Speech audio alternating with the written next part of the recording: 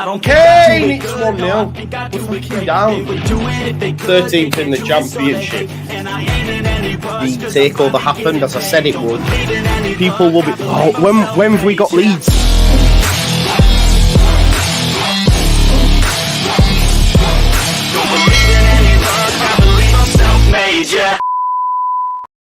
Now then, people, and welcome back to the Just Your Football Show. And quite possibly my favourite show is, of course, the Scouting Report, where both me and you, the crowd, can learn about football, yeah? Lesson is in session. Education is in session. It's a return of the Scouting Report. And on today's episode, we are going to be looking at fullbacks. Why? Well, Leeds United need fullbacks, both on the right side now and on the left side. Before we do get into it, though, please do smash a like on the video, subscribe to the channel, get your comments in, hit the notification bell. Check out Lockie Leeds, who's done a great video earlier on Conor Roberts and stuff like that. So make sure you check that out. And obviously, you all know about André and his musings, should I say, on Twitter. Now, what I will say as well, anyone watching the Scouting Report for the first time, these boys have a good hit rate, okay? Because we spoke about Joe Rodon, we signed Joe Rodon. We spoke about Ethan Ampadu, we signed Ethan Ampadu. We have had conversations that I put out on Twitter, just a brief snapshot back on the 11th of December about Josh Doig. We are interested in Josh Doig. So these lads have a decent hit rate, okay? So take notice. Please do smash a like on the video, as I said. Before we get into it, though, let's find out how everyone is. Andrea, I didn't get to speak to you yesterday. How are you, my man? All good? All good. Sorry for being late, but it's all good, thanks to this little boy here in these batteries. But yeah, fine. You know, was a bit surprised by what happened with Spence, honestly. But listening to your video, I think I'm really aligned with what you said. So absolutely, I agree with what you said. So nothing more to say. I think 100% nailed it. So I think we should look forward to the scouting report instead. I agree with what you said on Spence. Yeah, for sure. Onwards and upwards now. He's no longer a Leeds United player. Lockie, how are you, my man? I did speak to you yesterday, but have you had a good day? Apart from freezing, are you good? Yeah. It's really cold. I'm freezing. Yeah, I'm good. Yeah, I'm good. Ready to go. This is good to hear. So let's get straight stuck into it then. We haven't flipped coins or anything like that. So who wants to go first? Lockie. Lockie's going first. Where are we going then? So we're looking. What we're doing, folks, we're looking at right and left backs as a pair. So the lads will say this player, he plays this position. Do you know what I mean? So Lockie, over to you then, my man. Yeah, we're in need of. Let's get my screen here. We're in need of fullbacks at either side, aren't we? So Dave also just rubber stamping what these lads have said. They both said on our attacker scouting report that Pirro wouldn't fit the system. Bosh, that proved to be the case. Anyway, sorry, Lockie. That's all right. I've started with the hardest name to say. Yeah, it's him. This is difficult. Good player though. It's Robert Ljubičic. How's that? No, Ljubičic? Robert Ljubičic. Ljubičic. See, I'm good with my pronunciation, man. I'll call him Rob. Robert. Anyway. Lewandowski. Yeah, he's honestly one of the... And let me just clarify before we start this. Finding a left back, André, I'm here to tell you, is difficult. When people say it's hard to get a left back, I get it now. It is. You look at this guy, you think, oh, he's good. And then he's injured. Okay. He's just joined a new team. You know, and then, you look at another guy and then he's linked with Bayern Munich and stuff like that. And you're going, right, maybe not. Because everyone needs a left-footed player at left-back and there isn't many. So, I'll start waffling. Yeah, I think, obviously, we can look at his stats here, his game rating and his heat map, which is something, is a common theme you'll see through mine and I guess Andre's choices, is the balance they bring to the side. Players that are competent at defending. They don't have to be amazing at defending, but competent, decent 1v1. And players that can have attacking output in terms of not necessarily goals and assists, but progressing the ball, creating attacks and stuff like that. And Rob, I'll call him, is someone that I actually had in the summer for a potential option. Yeah. And he started this season. There's some decent players, obviously plays for Dynamo Zagreb, must say. he's a decent player. When he plays, reminds me of the type of player who, what he'll do is he'll pass the ball, but then instantly he's always looking for the space, either in between the gaps, because he can play inverted as well. As you can see here, he has played centrally at times, not a lot, but a little bit. So he's comfortable in them positions, but he's also very good at going on the outside and in behind. Quick, quite athletic for a player like that. Passing ability is decent. Good on the ball stuff. All the stuff that's kind of required for Daniel Farke is the type of players I've kind of tried to go for. Age profile as well. He's 24 years old. Good age for what we like to go for in the Championship. That's the kind of age we've signed this season. We can look at his stuff here, and look, in terms of attacking, it's more of the build-up phase as opposed to the output. Again, this is to do with the team he plays for, the system they play. He's not their fullback, not the ones attacking. They don't get a lot of chances to score. But I want to look at passing here. Look at touches there, and you look at accurate passes per game, 83%, which is good for a fullback. Anywhere above kind of 75 is very good for a fullback because they make a lot of risky passes, and it's usually less of a fullback than a centre mid, for example. What one thing that really stands out for me, how much they cost? The value from Parag himself. Look at the name. Values around. I didn't realise that. Yeah, he's watching. Isn't it? The value's around 3 to 4 million. It won't be that much. That's the kind of anywhere between, I guess, 8 and 2 or 3 million is kind of the bracket I've gone for. I think that's sensible for us. But yeah, he's a left-footed left back who's good going forward, good going back, good balance in the side. Look at his passing stats here. One thing I really like is this opposition half. I've got another one. Is the final third passes. He's got a 75 success rate in the final third, and he makes, I think it's 4.5 passes. Sorry, check on why. Yeah, 5.5 passes in the final third per game with a 75% success rate. And that's what we need. It's all right having a guy who can pass it side to side, 2 or 3 yards at the back, but in them final third areas, is there a player who can constantly progress the ball? And he's very busy as well. He's a player that will always look to receive it, can receive it in tight areas. As I said, he can play centrally if needed, but obviously he's a left back. That's what he is. That is what he plays. It's not where square pegs round holes. Don't worry. He's a left back. He plays there. He's very good there. Yeah, look at errors again. Doesn't make a lot of errors. Very safe on the ball. And honestly, one I'm shocked still playing for Dynamo Zagreb. I thought in the summer he'd have gone, but he's there now. I think this is a good time to get a play like this because I think he's slowly growing into a complete player at the level he's at. So yeah, anything to add, André? On I know we both had. No, I think this is another theme in it. We both had most of the players, so we had to separate. Yeah, exactly. We had to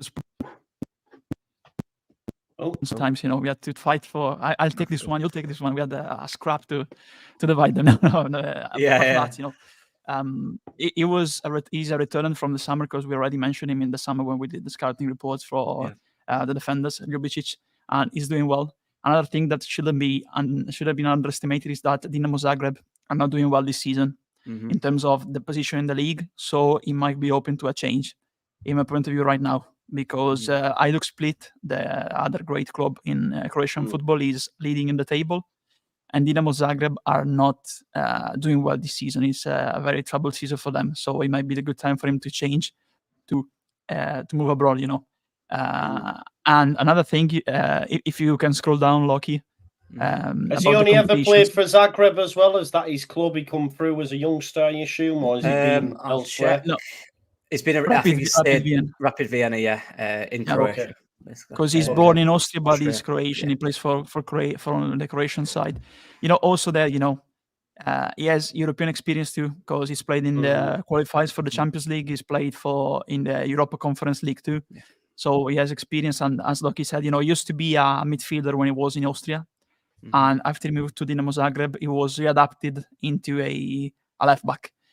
So he has quality going forward, but he's also adapted to a very good left back. So it's a pick I absolutely 100% share with Loki. This one, very good player. I was going to say, you mean to say midfielders can play fullback, can they? Yeah. Is that what you're telling me? Oh, just wondering because Archie Gray. That's all I'm saying.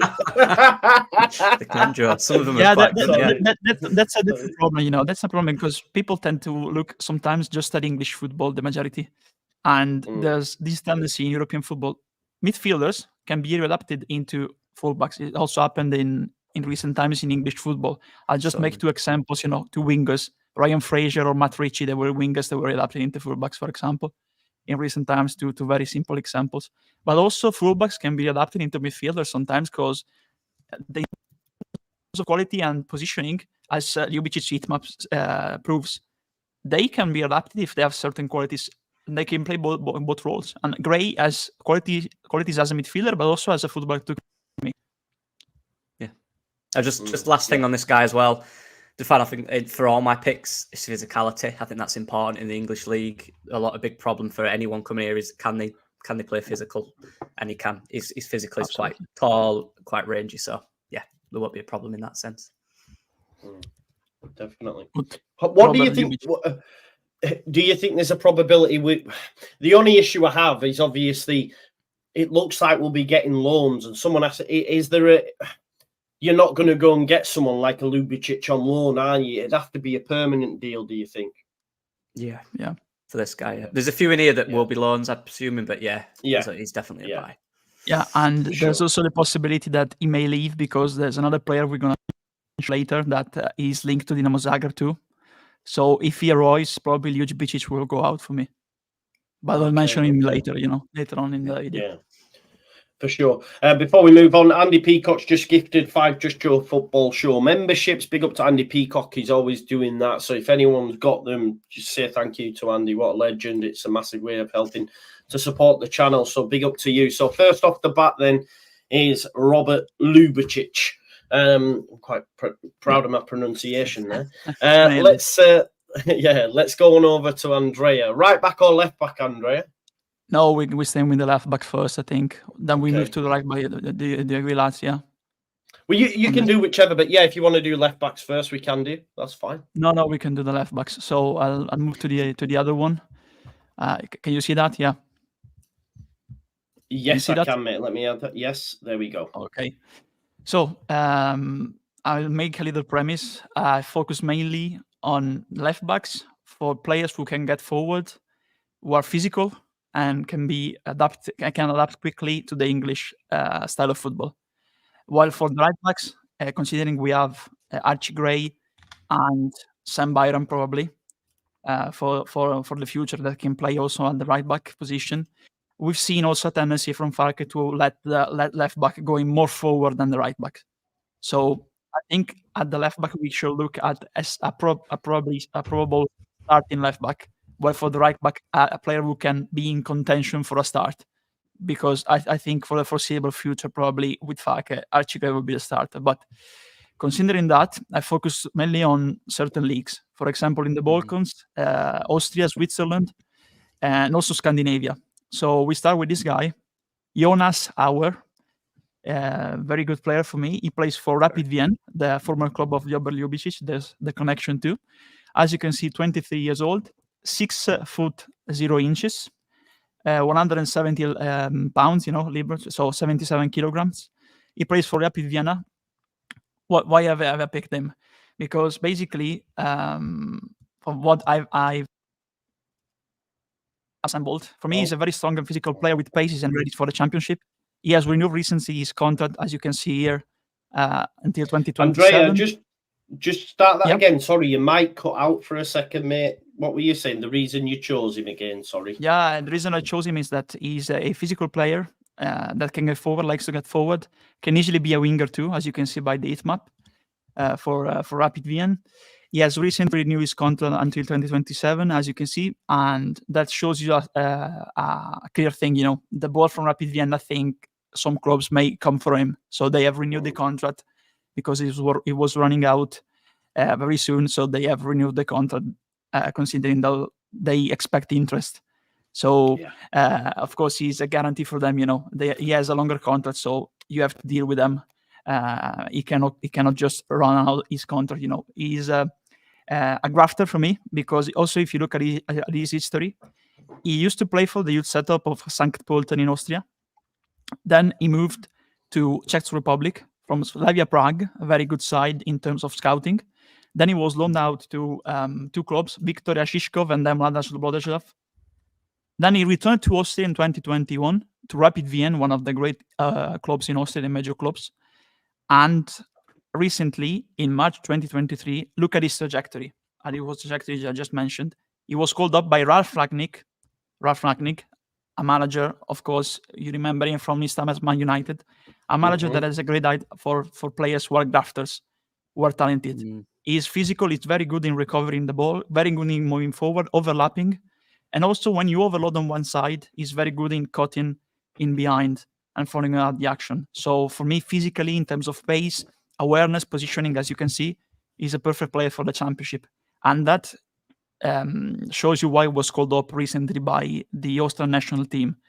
Of course, Rapid are not doing pretty well in the Austrian Bundesliga. They're just 6th in the league. So there might be an opportunity for us to go and get him, honestly, because he's a player, I think, looking at his stats too, that can be a really good player of interest, for us. We can see here these stats, 75 touches, shows you that he's really involved into the, Of course, you may see also that they are affected probably sometimes by the form of the whole team, but another thing that needs to be mentioned is that he's playing in a 4-2-3-1 formation. So it's the same formation we're using. So he might be used to playing in a certain style of football, going forward and then going back. And as I said, I expect the left back to get more forward than the right back in our formation. So if I look at Auer, I think he's a pretty reasonable choice. Of course, tell you something, but then don't tell you everything. You have to look also at how the player might fit into a team and into another team. So I think there's potential here. He's 23 years old. He has a good body type for the championship, but also has the good pace for me. 7 balls recovered per game also. And he's a player, as I said, that can easily be played also as a winger. So for me, he's and he used to play also when he was in the Czech Republic as a winger. So he's a very good choice for me in terms of what he can bring to the team, And in terms of value also, here on SofaScore, you see just 2 million, lower than 2 million. So he's also a cheap buy, considering the prices we're seeing for other left backs, or right backs. So I think Jonas Auer from Rapid Vienna is a one to watch for the future, because the Austrian Bundesliga, maybe we have a stigma against it because of Christensen and Aronson, but right now is one of the leagues with the majority of young talents coming through. And you can see that, for example, with Sturm Graz, Kiel Scherpen, the goalkeeper from Brighton, and Serrano from Atletico Madrid, who went sent on loan to the Austrian League. Also, Arsenal sent a player on loan to the Austrian League. He's a very good player for young players to develop into better players. And I think Auer, after returning from the Czech Republic for Rapid Vienna, again, 8 in the league, so that might be an opportunity for us to easily say, you're 8 in the league, you're not doing well in the league with your team, this can be an option for you to get regularly into the national team and challenge for a place in the Euros. So Jonas Auer, everybody. This is my first pick. Do you know, the only thing that worries me is I look at the Austrian league. Just because we've been burnt straight away, I think of the Austrian league and I think of Rasmus Christensen and I think of Brendan Aronson. Well, there's a few more, Joe. So, is there? Right. Okay. There's a lot from the Austrian league. Before we do, though, the official Zoom says, don't know if it would happen, but Gio Reyna is looking for a move and the potential of being in the Prem. Would you take that loan? I mean, if he was coming to the Championship, 100% we would, but Reyna's not coming to the Championship, definitely not. Maybe in the Premier League we could look at that. But yeah, thank you very much for your super chat, though, for sure. And listen, remember, chat as well, this takes a lot of work, a lot of dedication. These are not paid for this. You know what I mean? They do this for the love of creating content for the viewers. So please be respectful of the work that they've put in as well. And big up for the chat for anybody like calling that out as well. It's a great community we've created, so I love to see that as well. Right, Lockie, back to you. So we've had Ljubičic and we've had Auer. How do I say it? Auer? When I read the name, I assumed it'd be French just because of Hassam Auer, but yeah. Good stuff. Lockie, back to you, my man. There we go. Well, we've got a lot to go through, so I won't spend too long on each one. I'll go into depth for more of us and some, but This guy, good name again, Fredrik André Bjørkan. Yeah, I think the main aspect of this guy is I was watching some clips earlier, and he's absolutely just a solid.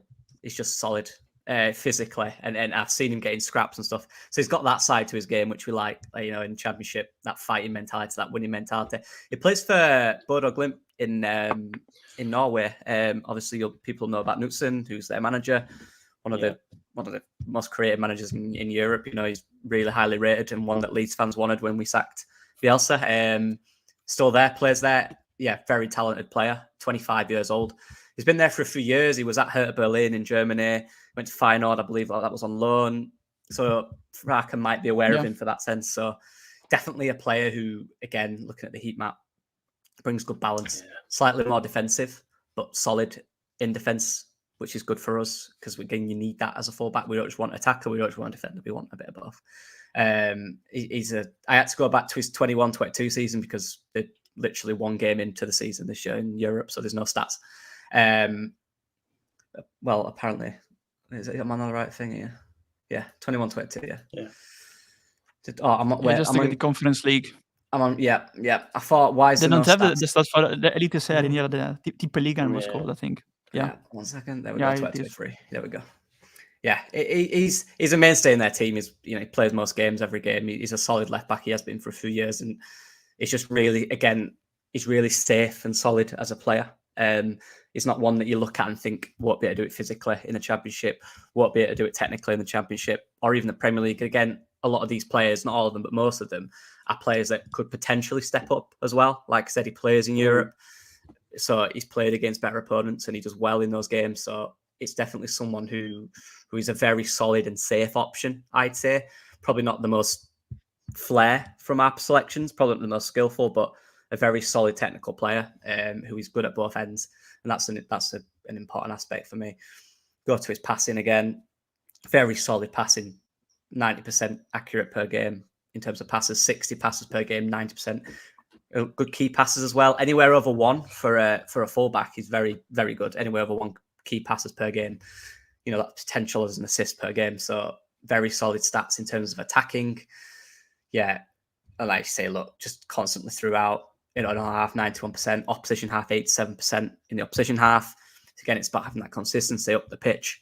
And he's more of an all-around safe option, but one that he's kind of one of them that you could kind of put in any team and he'd fit, he'd adapt because he's got good attributes all around. Yeah, not necessarily one that you go, would struggle at them. No, you put him in there and he'd be a bit like Sam Byram in that sense. One where he's come into Leeds and he's adapted into that role, like our fullbacks do now.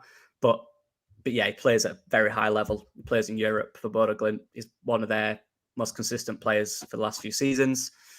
Very solid player, very good player. Defensive stats are decent as well. You know, the errors leading to goal. In terms of, I was looking earlier at his stats on Y-Scout in defensively, over 50% win rate in duels, which over 50%, anywhere over 50% is decent. So that's solid play. You can look at his ratings there. Apart from 1 or 2 games, fairly solid in the 7s and higher. Consistent player. I love this from Matthias as well. Matthias Ronenberg, who says Norway is also, it's their off season, so it would be easier to get in January. Obviously, clubs. I didn't know that, so that's good to know, isn't it? That you can go over there now because, like you say, would that have any impact though in terms of a pre-season for them? Do you think? Like, how's their off season? Is it a winter break or is it? They're still playing. No, they still play. Yeah, they play Europe. They play Europe. Yeah. Yeah. Well, they're still going. They're still over it. It's just because of the pitches, I believe, isn't it, André? Because the coldness there, they can't play. They play. It's like what they do in Ireland. You know, they play from the spring to winter, and during the winter period they have this stop. You know, this pause. Okay. Also valued at around 3 million. So, gettable. There you go. I think he's my favourite. Another return from. Yeah, another return from what we said in the summer. Lucky they are performing well after we mentioned them in the summer. You know, the rare ones that didn't actually leave their club. So that's the good thing. Yeah, exactly. Yeah, no, he's a good player, Bjørkan. I agree, and also a Norwegian international too. So my next one is gonna be here he is. There we go. Here we have Thomas Ouwejan. I think the pronunciation is yep. Ouwejan. Is not Ouwejan. I think Ouwejan. Obviously plays for a big club in Germany. Fortunately relegated last season from the Bundesliga, Schalke 04, Schalke 04. So of course, what we need to look at is, again, in the IFMA you see we have a player with similar to Ouwejan, to our physical, with pace, also good defensive positioning, and also awareness going forward, balanced player. We can do both phases pretty well. I've mentioned him because he has strength combined with pace again and toughness. He's a tough player, a leader. He was during the season when they got promoted, Schalke, 2 seasons ago. Then 2021, 2022, they got promoted back to the Bundesliga. Was a fan favorite, and they got him from Udinese, and Udinese got him before from AZ Alkmaar. So Udinese, as you know, like Slavia Prague, for example, for in the case of Auer, are well renowned in the world of football for their scouting system. So they got him from AZ Alkmaar. He was doing pretty well in Eredivisie. So he has experience in Eredivisie with AZ Alkmaar, in Serie A with Udinese. Then he moved to the Zweite Bundesliga, the second tier of German football, with Schalke after they got relegated. They got promoted.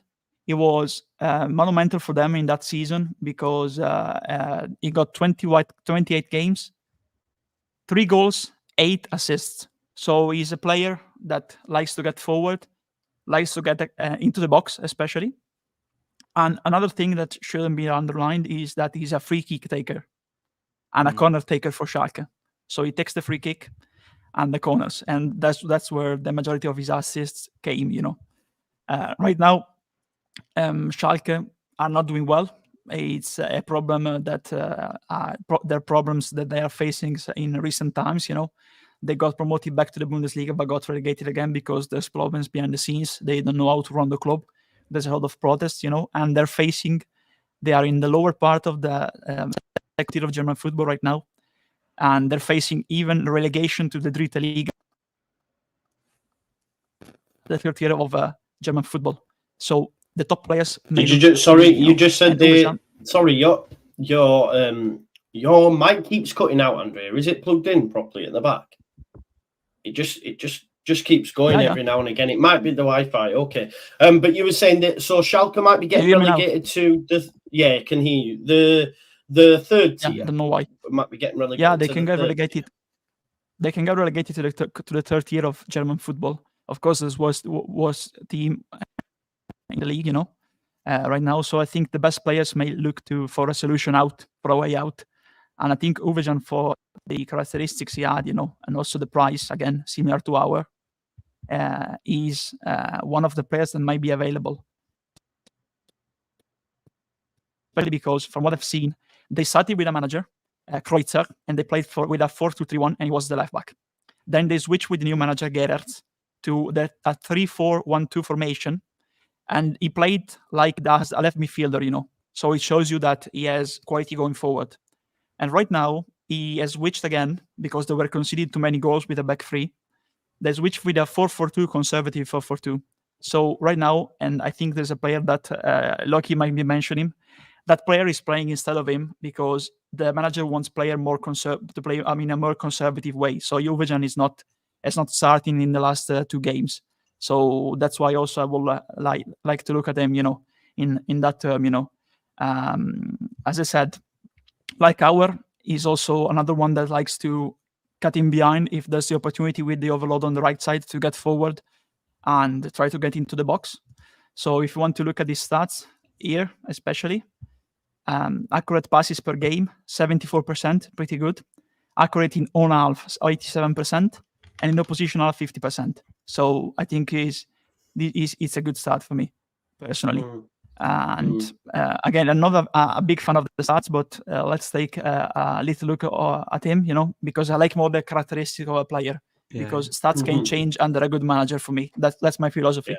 But and I know there's a lot of stats fans, So let's take a brief look at them, As you can see, by heat map, again, he is a pet.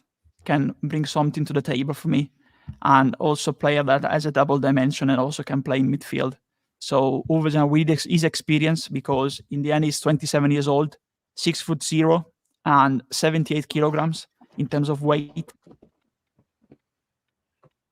He's physical, and in terms of pace, a complete player for that left flank. If you're looking at a cheap option too, because he's just 2 million in that regard, and he has experience Eredivisie and Serie A. So that's why I mentioned him. Lucky, if you want to say something on. Yeah. No, I was just going to say the other guy that you mentioned at Schalke, Derry John Merkin. Okay. I was going to put him in. He was my number 1, but he played 2 games in the Eredivisie at the start of the season before he moved, so he wouldn't be able to play for us. Oh, right. Which is why I'm gutted. One of the reasons. Yeah. Some great shouts. Jonathan Marsden says, don't know what Lockie or André do for work, but if they don't already, they definitely deserve jobs within the game. Their knowledge is acceptable.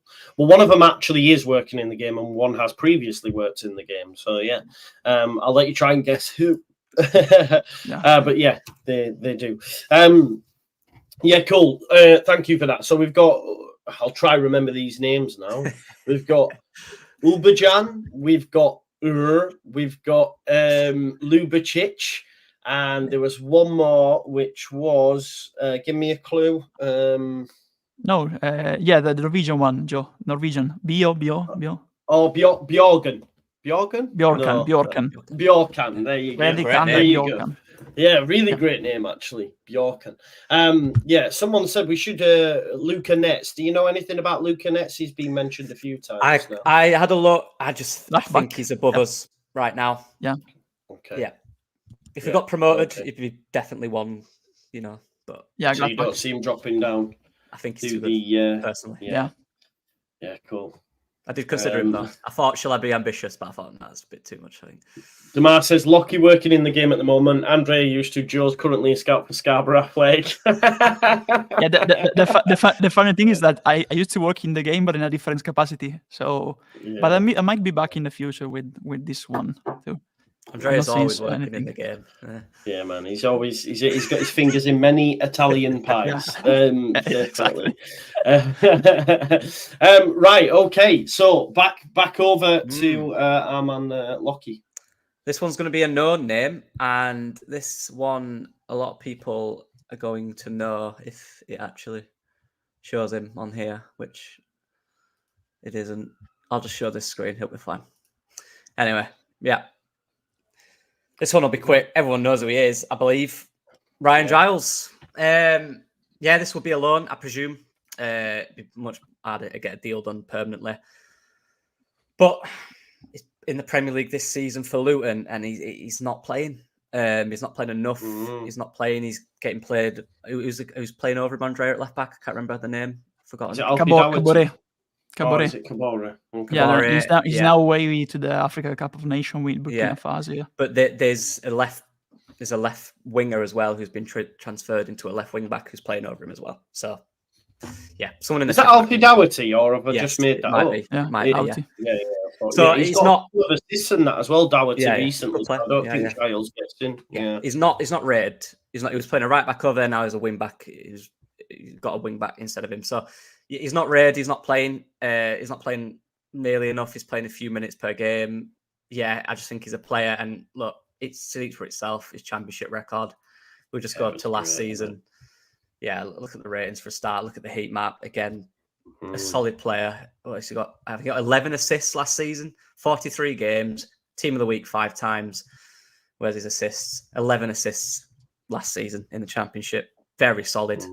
Big chances created. 23. Very attacking fullback. Again, decent pass accuracy for attacking fullback. Not something that he shines in, but the guy's got 11 assists, so he's got end product, right? Yeah, I'm not going to spend too long on him because I know everyone in here probably has heard of him at least. I think with Ryan Giles as well, he's a loan option, right, Lockie? He's not getting game time. He's been bought permanently by Luton. You say, listen, can we have him on loan for 6 months? Do you know what I mean? And I think 3 is this year, and then the year before it as well. He was at, was it Cardiff? Where was he at? Yeah, it was at Cardiff. Blackburn and Cardiff, yeah. Again, 10 assists in the league the year before, not a one-off. He's got this league on lock, and he's played for Middlesbrough last year, who were unbelievable. Cardiff played there, was probably one of their better players. He's a good player at this level. Very, very solid at this level. Every time I used to watch him, first for Middlesbrough, just bombing up and down that line. Gets up, but gets back as well. Yeah, he's not the most physical. He's not the strongest, but he's done this league already. You know, he's proven you don't have to be when you're that good going forward. Probably, yeah, I'd imagine a loan, not a buy. Still only 23 as well. Yeah. Why not another promotion under this guy? I'm not going to spend too long on him because everyone knows who he is and you can talk and chat about him, but solid player for me. I think it's definitely one that's there and ask the question. Yeah, exactly. All you need to do is do that, don't you? Just say, is he available? The official Doom says, I'm a dumb American. Sorry, I'm still trying to learn because I became a fan because of the 49ers, but I watched the game through Joe. So thank you, but I'm learning. No worries, bro. You won't learn a lot from me, but you'll learn a lot from these two above. I'll tell you that much. But thank you. From you too. Oliver says, welcome to the Mighty Whites, then official Zoom. Yeah, welcome, man. Welcome to the Leeds United fandom and welcome to the channel as well. Big up to you. Although we might have to remove you now. You've said you don't like tea. Me neither. But oh, you don't like tea? I mean, I'm a coffee drinker. Good tea. Come on, it's good tea. Yorkshire tea. You know what you have to try? Ginseng is called. Ginseng. Ginseng is a Japanese drink. Very good. Okay. Sort of coffee. Nice.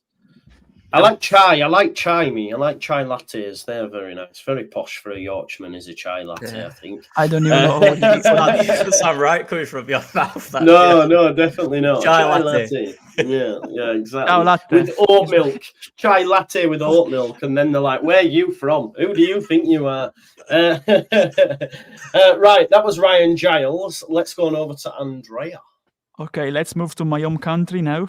Nice. To Serie B. Bueno.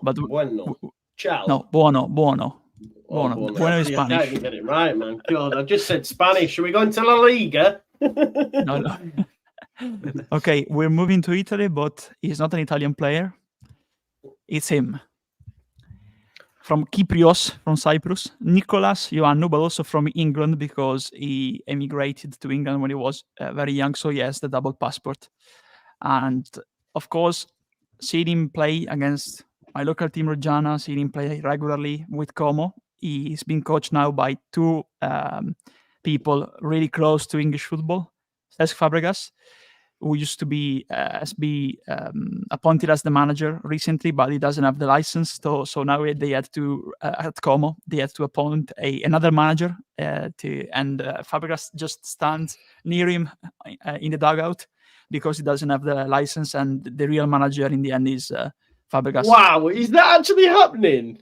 Yeah. That is insane. Ocean Roberts is the name of this gentleman, the manager. That is mad. The official manager. Yeah, and Fabregas has to get the license to coach in Italy, because you have like 10 games, then you have to take the license. So he doesn't have it. So he's not the official manager, but the official manager is Ocean Roberts, a Welshman. And Fabregas is like his assistant, but the real manager is Fabregas in the end.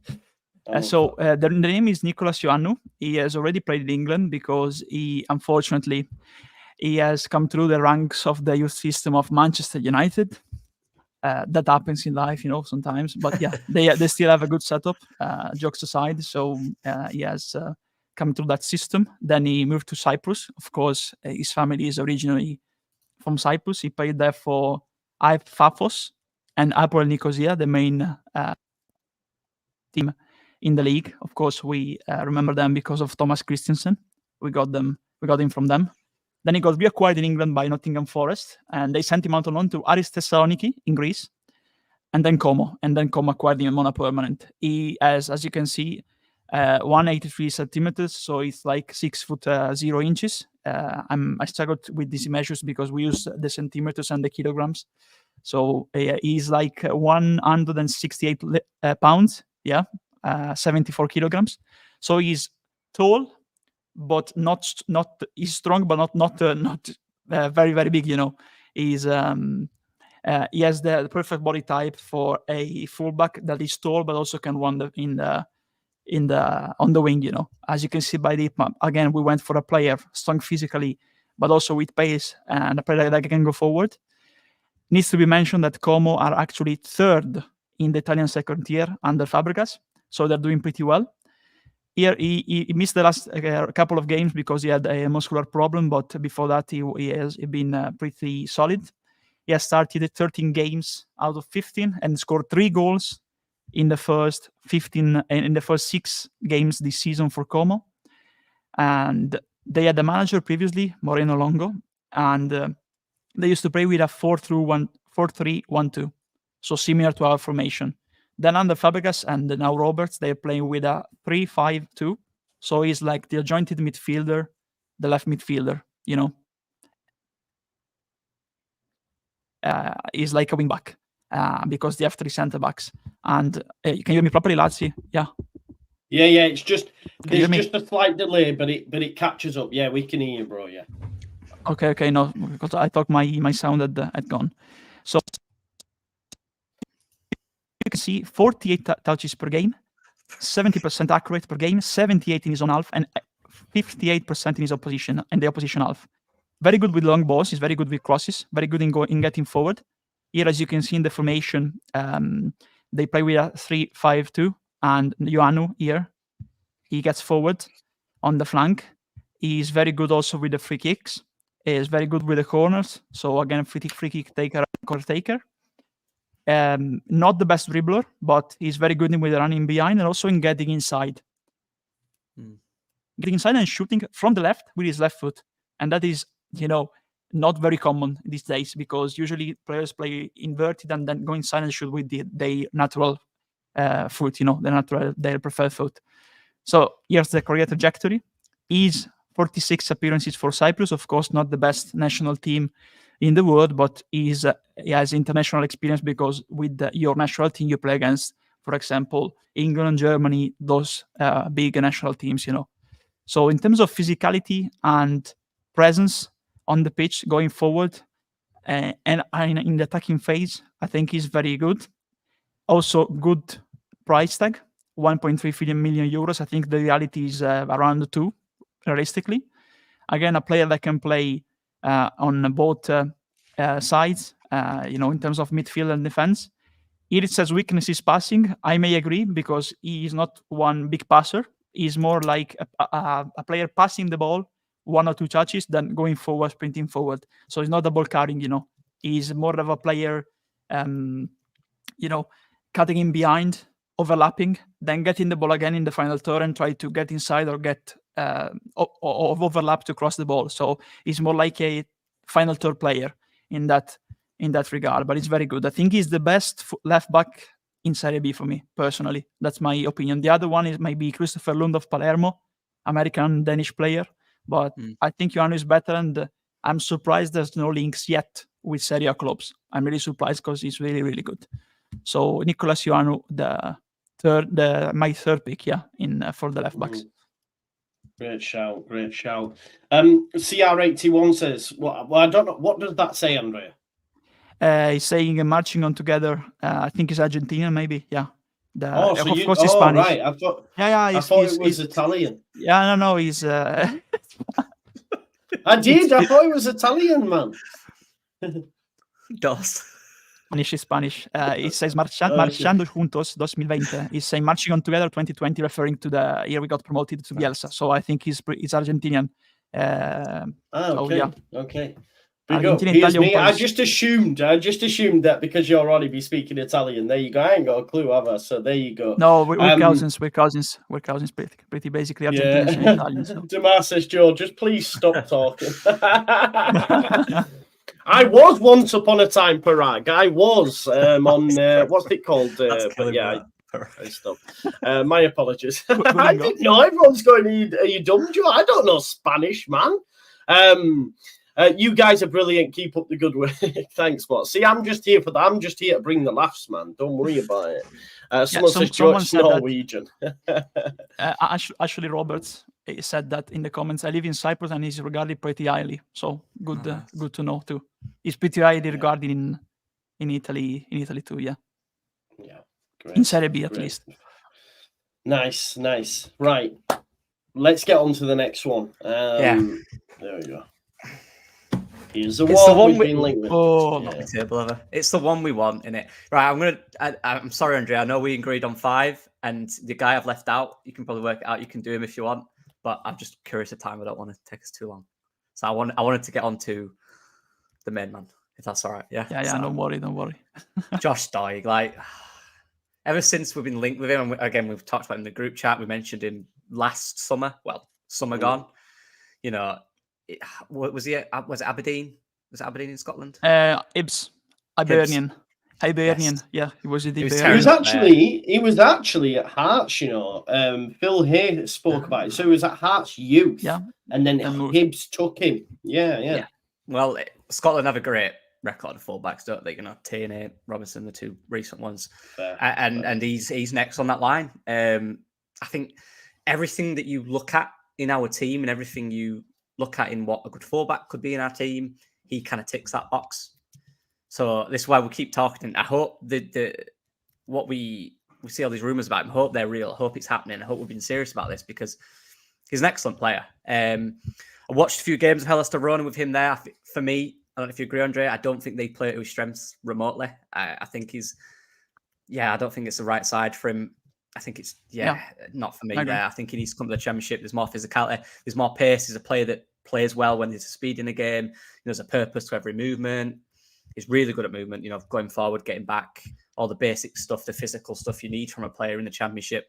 He has, you know, you look at good Championship fullbacks, they're all quick, they're all quite strong. They're all good at getting the recovery is good, the movement's good.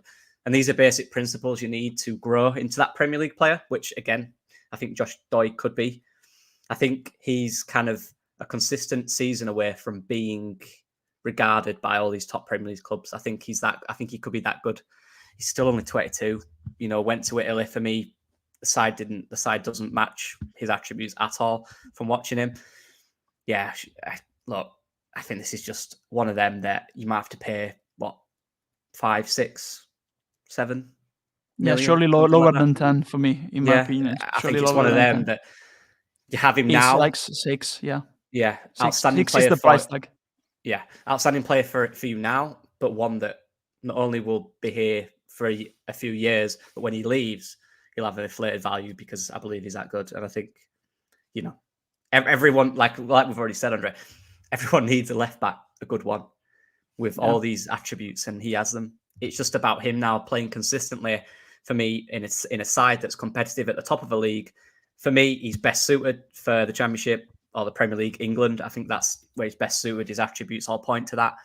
We can look at his stats, you know, look at his heat map again, attacking fullback, but he's solid defensively as well. Yeah. And again, he don't get a lot of goals. He doesn't create the most chances for Verona, but I think that's more down to them as opposed to him. I think he has the attributes to create loads of chances for Leeds or whoever he signed for in the English league. But yeah, for me, he's really wasted at that particular club, in my opinion. Yeah. And just look, passing stats again, he likes to try and create decent passes, so he can play the ball over the top. He can also play it down the line, but he's also good at getting passes in the middle.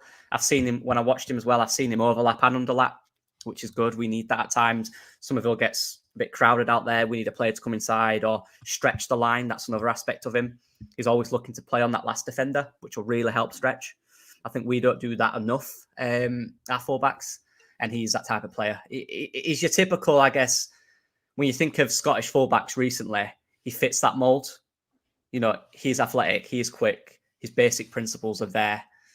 For me, he's ready for this kind of... I don't know whether he's ready to play in the Premier League yet, but I think one good, consistent season away, that's how far. I think he's that close to it. For me, still only 22 for a fullback. You know, you've got to learn your game, you've got to understand your role. Yeah, like I say, look, dribble pass per game, 0.4. You know, yeah, there's a lot of things, and I'll let Andrea talk about him as well because we all know about this guy. Solid player for me, Andrea. Yeah, I agree absolutely. I agree also on Verona. They're treating him like they did with Craig Davis, you know, when they signed him when they were in Serie B. So the manager this season, especially Baroni, is not rating him, and that's madness. That's real madness. Crazy. Because last season he had started pretty well in the league. He was regarded as one of the rising stars in the league. Yeah. Then he had, I think, some muscular problems towards the end of the season, so he dropped out of the squad. He didn't play in the relegation playoff that I saw live against Spezia here in Reggio.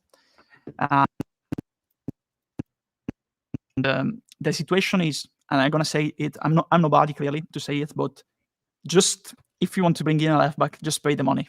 Just pay the money. Yeah, it's really low right now. It's gonna get higher in the future, because the situation is Verona, and it is another only story from Italy. A story you get from Italy, Joe, like the one from Fabregas. Verona currently they are in the relegation zone, of course, and they have a problem in the club because the financial police has blocked all the shares of the main shareholder after an inquiry from a judicial inquiry, So it's like a fire sale at Verona, and it's really unfortunate because they are a big club with a big fan base. They also won the Scudetto in 1985, with a lot of surprise back then. So it's a fire sale. They're selling a lot of players. They sold Cerracciano to AC Milan. They are going to sell probably Ngong to Fiorentina. Doig is wanted by 3 clubs: Sassuolo, Monza, and Torino. Verona are asking 6 million euros. Torino are not willing to pay 6 million euros, which is the right price tag for him. So they're trying to lower the fee out to 2-3 millions, sending 2 players on loan to Verona, which are Giles and another player that I won't like to mention, honestly, because I don't remember, honestly. I remember now. Giles and Sek, they're trying to send them on loan to Verona. So they're trying to lower the price down. So if we arrive and offer the right the price tag they're asking, we get him. Yeah. We get him. Can't do it for me. Like because what Verona need now is money. Verona needs money now. That's what they need. Terracciano is wanted by many clubs because he's a young Italian player coming through. AC Milan arrived, paid the price, and they got him. So if we do that, the exact same thing. We get him, and we get past those Serie A clubs, because if he doesn't sign for Torino, I think he will go to Sassuolo. Honestly, I think he will go to Sassuolo. But we need to do it quickly because from what I'm reading, is leaning towards Torino at the moment. Okay. Yeah. But like you say, if we just come in and just say, right, there's some money because we've got the cash, we can make that one happen. Yeah. I think, right. Is that all the left backs? I think I have 1 or 2 again. Yeah, I have 2 more. How many did you have? Yeah, how many I've did done you... 4. I'm not doing the 5th. I'm happy. I did 5, right? Like we said. So very very quickly. Okay. I'll talk briefly about them because the main ones have gone. But I have my main objective at left back left too. So the first one is Marko Divkovic, another friend of Ljubičic.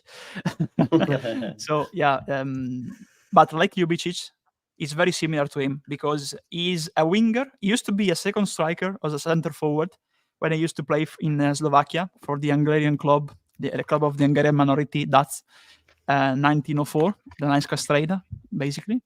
And he moved in 2021 to Brøndby. So on Brøndby this season, he has 2 goals and 4 assists and started 11 games out of 16. As you can see, he plays right now in a 3-4-3. So he plays as a left midfielder. But as you can see by the heat map, again, he's very similar to left backs. So he can defend, he can get back to defense. But as I said, I focus more on an attacking player on the left back and a more balanced player with the right backs I have in my list too. He's also, I think, the fourth place right now in terms of assists in the Danish league. As you can see here, look at the accuracy of the passing: 84%, 85%, 87%, 73%. He's mainly a winger, of course. He's playing at 3-4-3, so you have 3 center backs and the 2 outside midfielders. They are basically wing backs. So he's basically a wing back. Firpo is a wing back too, but this one can defend too for me right now, because Firpo has always played in a back when he was at Betis with 3 at the back, and he was like a proper wing back. He wasn't used to playing in a back 4. I think Divkovic may be more used because of his body type and also presence on the pitch to play in a back 4 too. And I think he's another one to watch, and that will go to abroad, of course, in the future. 24 years old too. Of course, here you can see it's 5 feet 11 inches, 159 pounds, LBS. Sorry for that again, 72 kilograms. He has a contract in 2026. As I said, very similar to Auer and Ouwejan. So here the map is wrong. He's not playing as a striker and a right winger. He's playing as a left midfielder. I was looking at that. Yeah, maybe we can bring him in as a left back / Bamford replacement. Yeah, no, actually, when he played for that in Slovakia, in one season he scored a lot of goals, 9 goals and 3 assists, I think it was, during one season in Slovakia, because he used to play as 9 goals and 6 assists in 2020, 2021. So Marko Divkovic, Croatian again, can be another option, as you can see, because he's going forward, he's strong and tough. He's also a pressing player, and if you want a comparison, similarities, very much similarities with Stuart Dallas in terms of the majority of roles he can play, and also going forward. If you look at his highlights too, you see that he's very similar to the early Stuart Dallas in his prime. So that's why I mentioned him. And also, again, we used to overload a lot on one side at the start of the season, especially not much now, and then change the possession with the long ball to the other side. And Divkovic is also another one like Ouwejan and Auer that can get forward to the end when we overload, getting to the other side and with running behind. And also another one that likes to run into the box from the flank, So this is Divkovic from Brøndby in Denmark. The next one is the last one.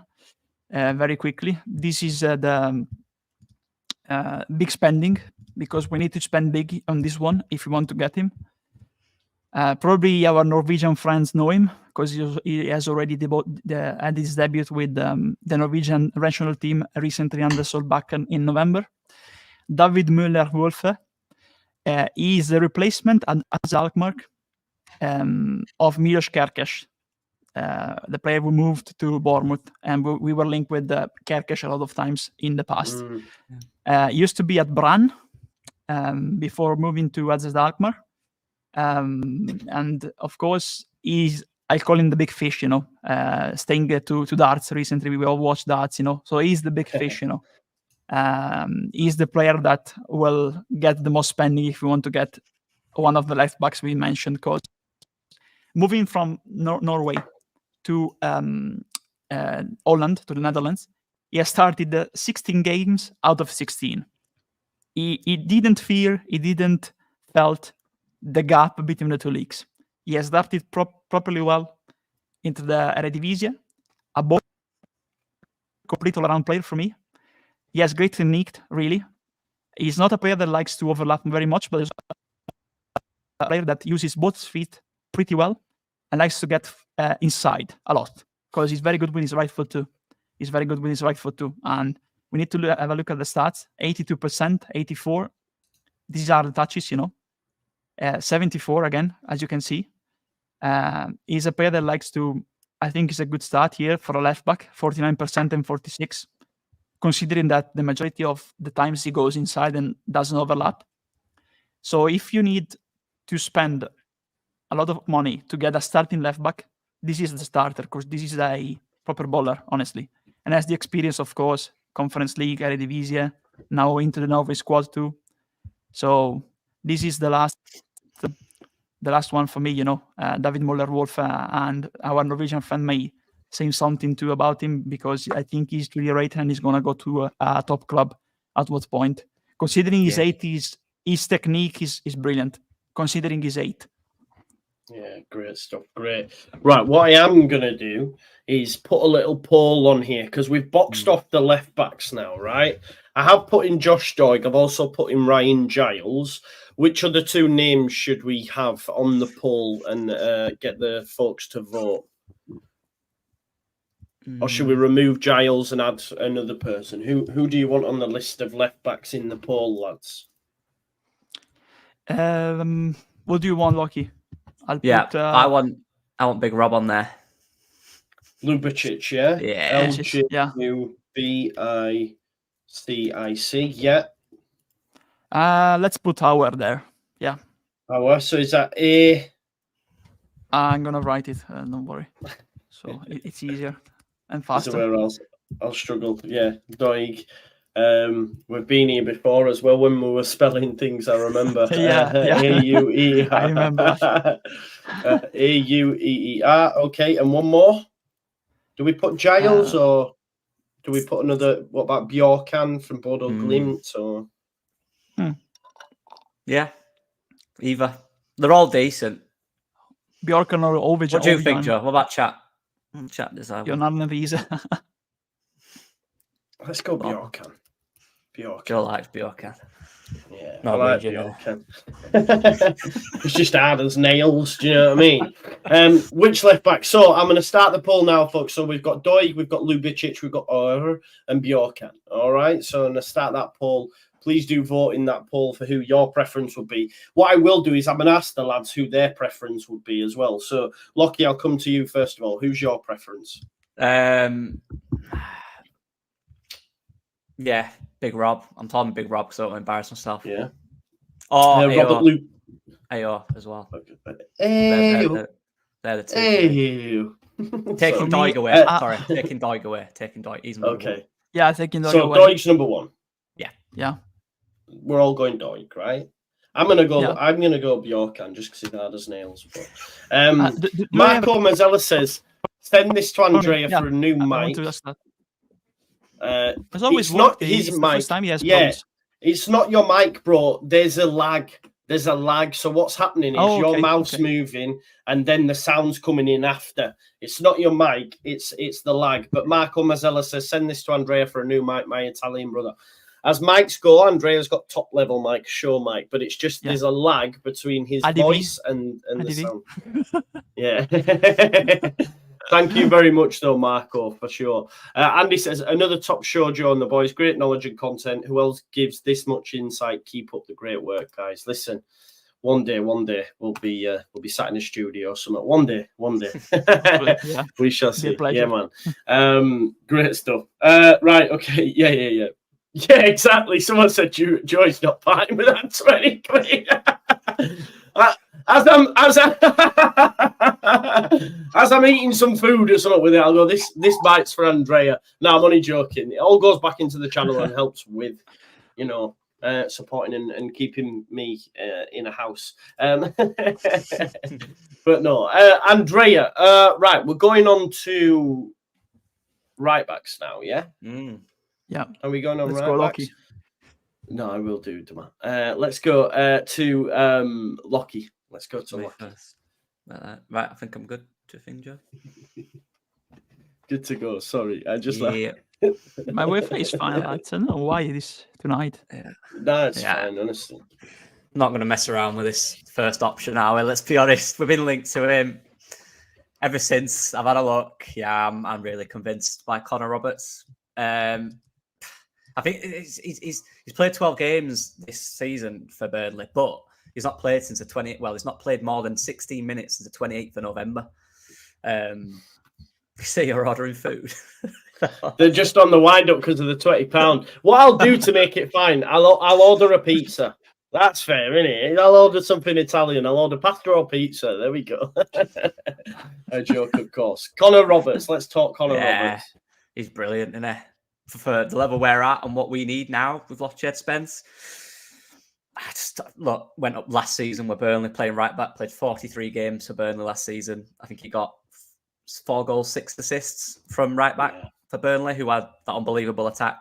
Yeah, when you watch him, he's so unfazed, he's so calm, he's so collected in possession. It screams to me as so you've got Jed Spence there who went up with Forest a few years ago, was unbelievably good attacking.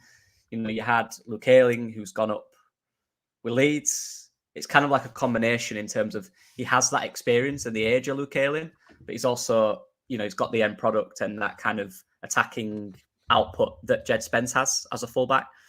Obviously, he's not different profile to Jed Spence. Let me clarify, completely different. But he's kind of a mix between both in terms of he's won the league and he's older than Spence, so he's got that experience. So if Daniel Farke said in his press conference the other day about experience in this side, I think if we lose Ayling, whatever he's like on the pitch these days, that's a massive chunk of experience you're missing from this side. Conor Roberts is now 28 years old. You know, you get him on a loan for a 6 months, and he went up last year with Burnley at right back, playing a possession-based side. I think this is the most obvious thing. If he's willing to do it, whether he is, we'll find out. But he's not played more than 60 minutes since the 28th of November. I think he was on the bench tonight in the FA Cup as well. Didn't even play in the Cup, mate. Yeah. So this just, it's not one of them where people are going to get excited. It's not this young like Jed when we've got Jed Spencer potential. Of course, but it's so solid. I can't describe how calm and kind of relaxed this guy is on the ball. But going forward, so effective. Like I'll go for he played 12 games this season, but I'll show you his last year in the Championship. It was really good for a right back as well. Okay, he's played at Swansea as well, right, in the division as well. So playoffs Swansea, won the league with Burnley, been at Middlesbrough, so he's been around this Championship. I think so many, over 100 Euros, World Cup too. Exactly. 54 caps for Wales. Again, the Wales contingent, they've all done well for us so far. Another one, you know, you got that camaraderie with them already. Trying to find his assists here. Oh, this is wrong. This is this year. Apologies. No, it's not. It's not. It's the Premier League. I forgot you have to do that. Right, there we go.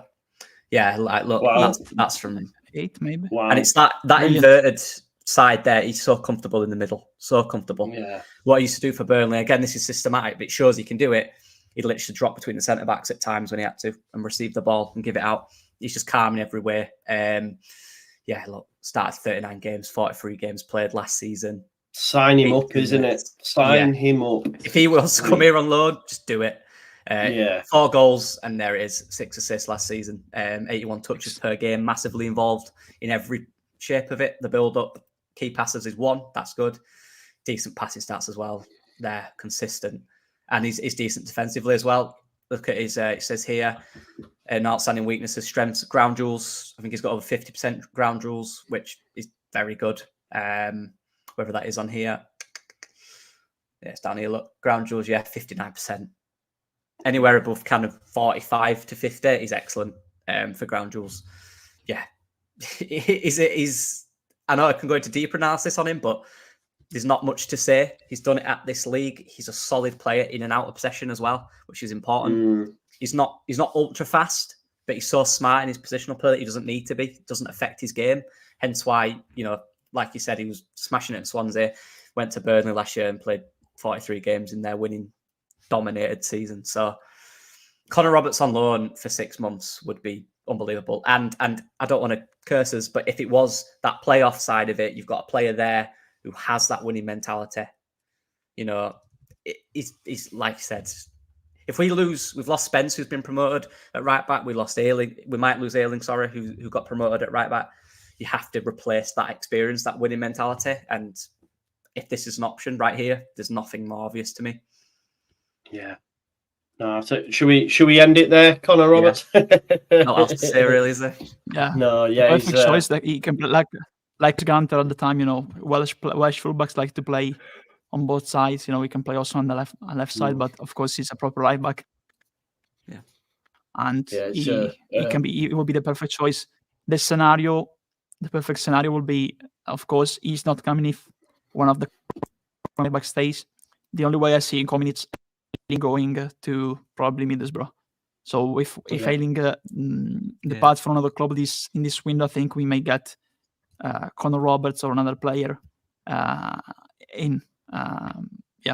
But before I get into my pick, I'm just gonna say, for me, the nightmare scenario will be staying with, of course, Gray. I really rate him. Also right back. I'm honest, I say that. I rate him also as a right back. Gray, Ayling, and Firpo Byram. And we don't get anyone. That's the nightmare scenario. For me, we need a left back and right back. Mm-hmm. The other option is Byram stays a left back and we have Firpo. Then we need to get another right back anyway, if Ayling stays or not, for me. Anyway, regardless of that. So there's multiple scenarios in that specific system, you know. Because also, for sure. if if Byram moves to the right back position too, you need a starting left back for me too. In that sense, you know. I think Conor Roberts is easily picked up as well. I think he's easily gettable. You know, I think the only thing that, like, Burnley have inquired about Somerville, Burnley maybe inquired about Nonto more recently, potentially, maybe on the grapevine, I don't know. But you don't know if that could, well, you're not willing to do business with us, but I don't think that would come into it. They've got Conor Roberts there. He's not, you know, he's not playing. He's not even being used tonight. Would he want to move? Yes, I think he would fancy it. He probably won't even have to move. Burnley, Leeds, it's only across the Pennines. It ain't too far. Do you know what I mean? So, I think it makes sense. I do think it makes sense, to be honest. And listen, there's been a lot of reports. That he could come. He could definitely turn up. You know, it's been mentioned a few times. What's this about Charlie Taylor? Burnley star Charlie Taylor is declared bankrupt due to unpaid bills. Wow. Oh, he's repaid it since, though. There you go. I don't know what's happened there. Wow, that's a bit mad. There you go. So my turn. Conor Roberts. Yeah, your turn, mate. Yeah, of course, this player, the scenario we may get him is that, of course, we send Ayling to another club if Ayling goes, and then you need another player challenging for Gray, or even if you want to move Gray back to midfield. The other scenario is Gray moves back into midfield, which I don't think is going to happen because Farke thinks he's a right back mainly. If Gray moves back to midfield, then you need another starting right back for me right now, because the starting right back ideally at the start of the season was Spence, and I think we can all agree with that when we got him. Then Gray was adapted to the position and he's been doing pretty well for me. He had just 2 bad games for me, honestly. He can, of course, he's 17, lads. He needs to improve. There's players that are 30 years old and still need to improve. So he's 17. So the player I'm talking about, if that scenario happens, tomorrow is there's a big game, as you all know, in the Northeast. So I'm talking about Trai Hume from Sunderland. And we all remember him, of course, from the game against us. And I think he's one of the right backs that are excelling this season. If we're talking about, let's go and get Jack Clark back to Leeds if Gnonto leaves, I'm going to say the same. You know, if we sell or offload a right back, let's try and get Trai Hume, because I think he's one of the best players in that position in the league right now, and also a versatile player, because as you can see by the Ithman, he can play on both sides. So he's very versatile. He can play on both sides, like Byram. It's the same thing. And I think it's very similar to Archie Gray. So if Farke asks certain things from Archie Gray because of his style of football, then you may move Gray again to midfield. And then you have a similar player in Trai Hume, because if you look at them too, they have a lot of similarities in the way they play. Also, Gray, in his youth career for England, he plays as a right back, but also as a left back. So there's a lot of similarities for me. And Hume can play with his characteristics also in midfield. He's not playing in midfield, of course, because he's playing as a right back in a 4-2-3-1 for Sunderland. But he has the potential to play midfield too for me. Trai Hume, great scouting from Sunderland, I have to say. Got him from Lanefield in Northern Ireland. And he's an organized player, balanced, good positioning, gets forward, but reads the game pretty well.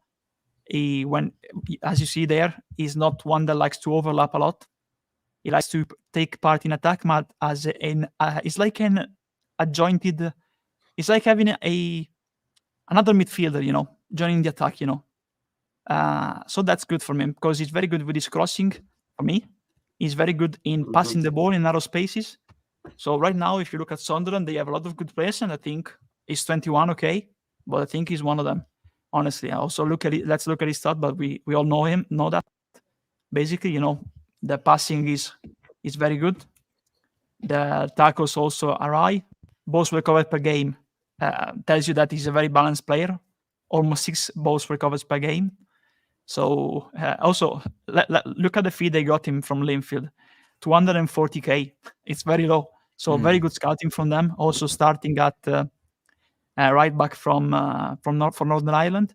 Again, similarities with Stuart Dallas, but only because he can play on both sides. It's very different from Stuart Dallas otherwise for me in terms of how he plays. So if we are looking at the championship and you want to bring in some of looking at the best right backs in the league, I think Trai Hume is, of course, Conor Roberts is playing in the Premier League. He's up there, yeah, absolutely. So that's why I mentioned him. Also because of the similarities of the systems, 4-2-3-1 again. Yeah, I think, like you say, I think Trai Hume, I thought he played well again. So did Niall Huggins. I thought they both did. Both Trai Hume and Niall Huggins. And isn't it interesting that we've been linked to Trai for quite a while? And I was like, well, maybe it's the left back, but maybe they always knew, or there was always rumblings that, Spence might not work out here. Luke Ayling could leave. So maybe they're looking ahead to the future potentially at taking him up with us, and because they don't want to sign, Spence permanently, and maybe they'll try and, push that through sooner. Pete says, would Sunderland sell him? Yeah, listen, Sunderland at the minute, they can't sign a new deal with Clark. And to be honest, like obviously I live in Sunderland. I was at the shop late last night getting some pop, and my mate Dave, who I used to work with, Dave Armstrong, and his brother Nathan, they're season ticket holders, and they were absolutely raging about what went on at Sunderland with the old changing the concourse and the pub and all that sort of stuff. So the ownership's quite out of touch. So it wouldn't surprise me if they were willing to accept it for that. So we've had Trai Hume. We've also had Conor Roberts, which should be known to a lot of us. Lockie? Let me just find my thing right here. So I had a bit of fun with this one. Thought I'd go a bit exotic. Nice. Joe? Right. Well, André, is it Maffeo or Maffeo? No, Pablo Maffeo. He is Spanish, Maffeo. but he has Italian heritage from, as you can see from the surname, Yeah, I think he chose to represent Argentina now as well at international duet, so not bad. I thought he was Russian. Sorry, I'm just being silly. I didn't think he was Russian, Andrea. I seen your eyes then as if to say, really?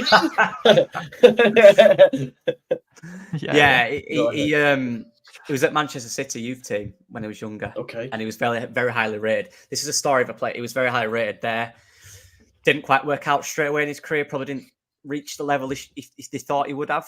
So he went to Spain. He played around in a not lower league, but lower teams in Spain. And he's now, in the last 2 or 3 years, he's really started to grow as a player into what he should be. You look at him physically, he's developed so much. He's grown a lot of muscle to what he used to be. He's really grown physically in his game, because that was an issue, I think, in his early career in Spain. He wasn't that tough mentality he needed, but he's definitely grown that recently for me. Watch some highlights of him now. You see him shouldering guys off the ball, using his body well in tight spaces. A thing that I like about Maffeo is he's got that flair to him as well. Something you don't really associate with our current fullbacks. Very good, simple things in the game. Very good, the basics, but a little bit of flair. He used to be a winger, or he can play a wing. He can do either. So he's very good going forward in terms of 1v1, just that tight spaces, using his feet quickly. It's a different option to what we've kind of gone with, and it kind of breaks the mold of that guaranteed success because they've got all these basic attributes. But this guy's more rogue, as you can see there. Weaknesses, discipline. He's not like he plays with passion, I think I'll call it. Garra. You have to say. Yeah. He plays with garra. Passion. Garra. Yeah. Garra. Yeah. I really like. He's not Italian though. He's Spanish. I've been like, when you see these young talents that you see at like Man City, and you're like, where have they been? You kind of follow the journey. I've been looking, and every year he's been getting better. He's been improving to be that player. And I think it's one of these where if we were to get him, he's valued at around 7-8 million. So similar numbers to Doig, I'd imagine. Plays for Mallorca currently in the Liga. I think they're about 13th, 14th currently in the league. But for me, it's one of them players where if we don't get him now, I think he's going to keep developing this year. And he's going to have a really strong second half. I think the trajectory of him shows that. So it's a type of player that, for me, you have to, if you're serious about a player like this, same with Doig for me, you have to get them now, or that ship will sail and he'll next season, I believe he'll play higher. So yeah, there's a little bit of inconsistency there. There's a little bit of rogueness, but when he's on it, and yeah, I just think under Daniel Farke, he tamed that. He's good at doing that as Daniel Farke and getting that consistent side out of him. Again, you can see from his heat map, very balanced, but does like to attack high up at times. Yeah, he's a good player for me. Very solid in terms of going forward. But actually, if you look now defensively, also very good. Look at his percentages here. Ground duels, 53%. Duels won 55%. Aerial duels, 60%. So he's got that side to his game now. He's developing into that all-round player, as opposed to before he was a bit of a, not a loose cannon, but a bit wild, a bit unpredictable in games, a bit inconsistent. He's now 26. He's growing into that player that everyone thought he would be when he was coming through at Man City. So yeah, like I say, he's been through. He went to Stuttgart as well on loan, Mallorca, back to Stuttgart, but now he's been at Mallorca now, I think for 2 seasons.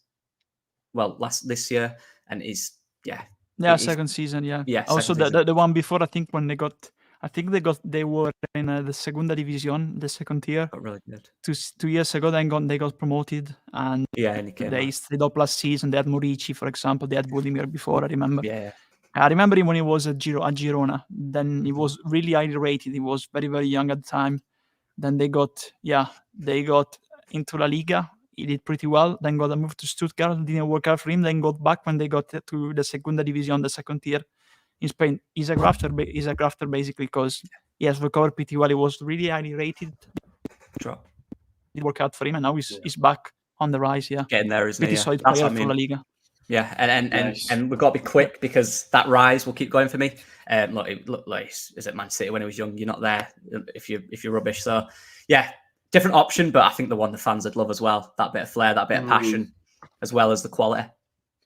Nice.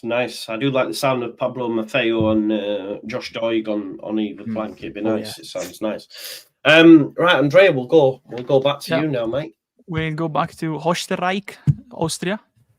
Again, very loved place in Yorkshire. Thanks to Rasmus Christensen and Brendan Harrison. And he is a man we highly rate. Don't we lucky? Yusuf Gazi Begovic. Let me have a go. Gazi, yeah, it's easy because of Begovic, because Azamir Begovic. So Gazi Begovic. Yeah, man. Got it. Easy. Yeah. Light work. Yeah, he has a lot of similarities with Robert Ljubičic because he was born in Austria like Ljubičic, but plays for the country of his parents. Ljubičic plays for Croatia and Gazi Begovic plays for Bosnia. So here we need to talk about this team. The team he plays for Sturm Graz. He has a contract in 2026. Sturm Graz currently are a very rated side in terms of a club. And as I said previously in the video, Brighton have sent Sherpen on loan to them. Also, Atletico Madrid has sent Serrano on loan. They used to have Kevin was now playing in the Bundesliga. And I think they had also Højlund, before he went to Atalanta. It was Sturm Graz, not Lask Linz. And they have also this young Danish striker, Boving, another good player to keep an eye for, to look out for the future. So they are a very good team in terms of scouting players. And they've got Gazi Begovic right now as the right back. He is very versatile. Again, as I said, I want a balanced player. He's physically strong. Going forward, he has European experience, as you can see, of course, when you face those kind of teams like Sporting Lisbon, Sporting Clube de Portugal, and Atalanta. It doesn't end well for you, but he has faced, and you can see the ratings here against Atalanta, 1-0 loss, 7.3. And he's played also against, in a 3-0 loss, 6.5 against Sporting Lisbon, against our good friend Victor Gyökeres. So right now, looking at the table, Sturm are currently second, so they're doing pretty well. Second, 2 points behind RB Salzburg in the league. He has started all 6 matches in the Conference League, 16 out of 17 games in the Austrian Bundesliga.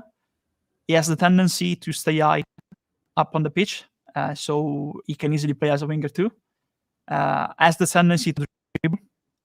That's why I said he can be easily a winger, because he's a player that he likes to overlap, but he's one that when he carries the ball, he likes to dribble past players. So he's very versatile in that regard. He can be a player made for the championship going forward. There's a lot of players, the so-called wing-backs, but he's not another wing-back. I think he's a proper right-back, but he has the tendency attacking to dribble past players. So I really like that. He's solid and tough, mentally too. Very tough player. Good physicality and pace, and he's very good, like I said, in narrow spaces because he likes to dribble, And that's why I mentioned him. Look at his ratings. He's probably not the best, but the second. Yeah, probably the best. I think there's some players that may defer in RB Salzburg, but I really rate him. He's a favorite of mine, Gazi Begovic. So as you can see here, accurate passes again, a good start. Duels won. I want to see also the recovery, 6 balls recovered per game. That's good. Also the dribbles, I wanted to see, but I forgot where they are. Help me lock in this one. It's in other, mate. Top. Other, top okay. Other. Yeah. Yeah, that's not much in this stat, but from what I've seen in some of the games I've watched, he's very good in trying to dribble past players in the final third. So, like I said, we're looking at the stats because I get that there's a lot of people that really rate stats. I think stats only tell you one part of the story because players can adapt to a system. So that's why we keep mentioning those players. Also, as you see, he's a Sturm Graz since 2020, but he used to be a Liefering. Who are Liefering? Liefering are the feeder club of RB Salzburg, No. So basically, when a player goes to RB Salzburg, they play in the Austrian second tier. If they want a player to develop, they usually send him to Liefering to develop. So Gazi Begovic used to play for them and starts for Bosnia-Herzegovina too. And that's why I mentioned him. Look at the heat map. We can see the heat map too in the Europa League. Not Europa League. Yeah, Europa League. You see he's more balanced in the Europa League against higher, tougher oppositions. Look at the Bundesliga. There's much space because this is the Austrian League. Look at the Europa League, more balanced, but pretty well if you look at the ratings too. Also in the national team. That's just one game. So here, he plays also on the left. So you see the national team and in European competition is more balanced. But yes, all the traits that I like about what we need as a right back, much balanced. Definitely, versatility is key as well. No, why you were laughing? Great Hey, oh, Lockie was laughing because someone said Parag just needs to give his credit card to André and Lockie and let them go. No. Because I don't see the comment. I don't see the comments when I'm looking at the when you page. share. I wouldn't negotiate. I'd just be like, 10 mil, yeah, fine, go on then. Yeah. I love Vic just says he sounds good. Bring him home after nearly every single one. Like bring him home. Sign right. How many have we got left, lads? Have we? 3, I think. 3 each. 3, yeah. You're cool. But a lot of mine now. One English, one Swiss, and one Swedish. Yeah. I wouldn't spend too long. Just looking at it then. So 73% have voted for Josh Doig for the left back we should sign. 15% have gone Ljubičic. 7% have gone Bjørkan and 6% have gone I'll end that poll there. And just a few minutes, not Bjørkan at the top. Yeah, it is right now. Josh Doig will be a great pickup. Do you know what the funniest thing when talking about Josh Doig? There was an article that said Josh Doig similar to Cristiano Ronaldo. And when you actually listen to this, when you actually clicked on the article, the reason for him being similar to Cristiano Ronaldo is because someone at Hibernian said when he's got his top off, he's got a physique similar to Cristiano Ronaldo. So that was their whole tagline was left back similar to Cristiano Ronaldo. And the only reason was because someone said he's got a physique like him. So basically he's got a good 6-pack, makes him like Cristiano Ronaldo. So there you go. Right, Lockie, over to you, my man. Right, I've got a feeling this might trigger some people. We'll have a look. We'll see. Maybe. Yeah. So let me caveat all this by saying I probably see the Bundesliga 2 more than any other league because it's on YouTube and I've got into it now. I enjoy it. Since lockdown, I've been watching Bundesliga and Bundesliga 2. It's just fun. I enjoy it. It's just a thing. I don't know. And Hertha Berlin, because one of the bigger sides in Bundesliga 2, are literally on every week. So I've seen this guy a lot. And I remembered him. I was watching the game. I didn't know it was him. He's decent. And I realised, it's Jonjo Kenny. We know him when he came through Everton. He was really good for the first period of his time at Everton. He was really solid when he came through as a young lad. I remember. He then struggled, right, to be consistent after that. And he did struggle. He went on a few bad loans, which didn't work out for him. But he's been at Hertha since 2022 now. And especially this season, he started the season really well for them. And yeah, you can see his ratings there. But what's important to me, started 13 games, played 14. He's been the team of the week twice already this season in 13 games. And this is one that I watched. And I genuinely just see a player that is, again, so balanced. And one that the way Hertha play doesn't attack that much in terms of getting to the final third because they play with the wingers quite wide. But in terms of getting the ball to the final third and his defensive qualities, he's been really good. And I think in terms of the pace and actually similar physicality as well, I think Bundesliga 2 is quite similar to the Championship in that sense. You know, it's more about, it's not necessarily about these overwhelming tactics. It's physical players, front runners, movement in the final third, getting the ball quick, movement quick, intensity. It's a lot like that.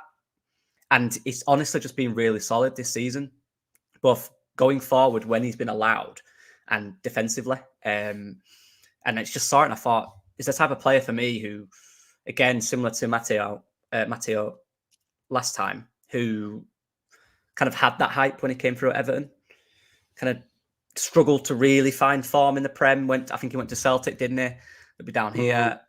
Yeah, look, went to Everton, went to Schalke originally, weren't great there.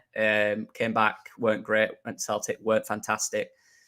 But then went to Hertha in 2022 on a permanent, and it's been good, especially this season. I think last season as well, he kind of grew into the league and started to understand himself more as a player. This season, when I've watched him, he's been really solid. So that's where this came from. This is quite a late introduction. Because I watched the game the other week before the Christmas break, and I'm thinking, oh, this guy's good. And I realized, actually, it's Jonjo Kenny. And again, talking about like recoveries, makes a lot of recoveries, 5 per game, dribble pass per game, 0.8. So that's less than 1 per game, dribble pass. Some decent wingers in the Bundesliga too as well. Again, looking at like tackles, makes 3 tackles per game, and then look at his defending stats here. Ground duels won 60%. I think that's potentially the highest we've had from our defenders tonight. Very good. He's definitely grown in that sense in terms of defensively as well.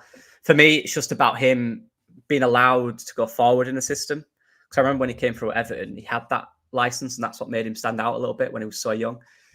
Hertha don't really allow that much from their fullbacks. They are traditional right and left backs. They're not necessarily wing backs. So it'd be nice to see him in a system that allows that. Because for me, he's really good on the ball as well. And he's just a decent player that I think now is a good get. Look at you. You look at his passes there. 79% is decent for a fullback. But, you're looking at like in on half, 87%, solid in possession defensively. Accuracy opposite in half. So the way they play it, the balls he does are often crosses in behind, so they'll count as unsuccessful and stuff like that. But positionally, he's very solid, and he's developed that side of his game this season. And like I said, it's the one I've seen the most out of all these players. And personally, I've been very impressed. So for me, it's definitely one, and I think it's doable in terms of price. Look, 1.9 value, you're probably looking at around that. And I'm sure he's eager to come back to England and prove himself in this league as well. Yeah. Oh, yeah. No, still 26 as well. So.